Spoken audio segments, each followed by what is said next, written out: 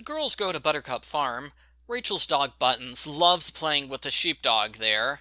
The dogs are mentioned several times in the first chapter, which means they're going to stop the goblins in the end. This series is so predictable. Argo Font Book Review, Argo Font Book Review. The girls find a toy-sized tractor, chestnuts the size of soccer balls, and sheep the size of mice. As usual, they wonder what's going on, even though they were warned about the magic powers in advance. Scarlett floats in on a magic leaf and explains her garnet controls growing and shrinking magic. They search the field, and the girls start to shrink when they get near a haystack. The garnet must be there! They climb up the haystack and wave the garnet around to get Scarlett's attention. This also gets the attention of two goblins. The goblins and Scarlett rush to the haystack, just as the girls return to normal size. And the logistics of this next scene make no sense to me. Rachel throws the garnet far away to Scarlett. Scarlett then drops her wand directly on top of the haystack.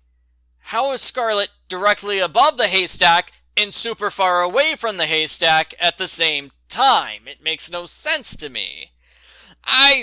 I don't know, maybe the illustrator just messed up on the picture or something. It doesn't matter.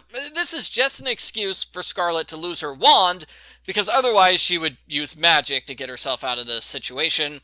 She's captured by the goblins get the garnet, and as I predicted, the girls use the dogs to stop the goblins.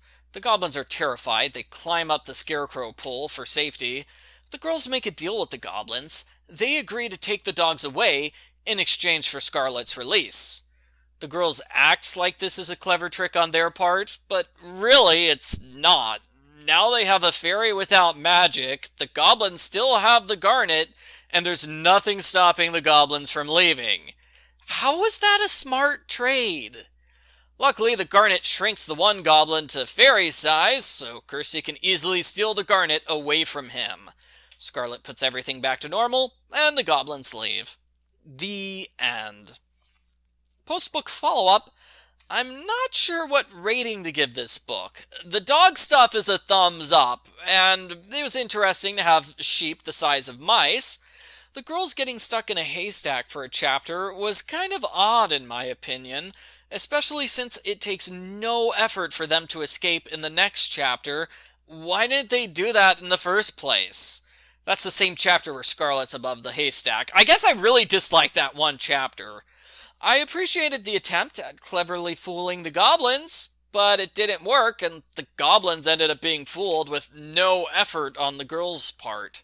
Seriously, they're lucky that the garnet decided to shrink the goblin at that point. Otherwise, the goblins would have won. I give Rainbow Magic number 23, Scarlett the Garnet Fairy, a sideways thumbs up.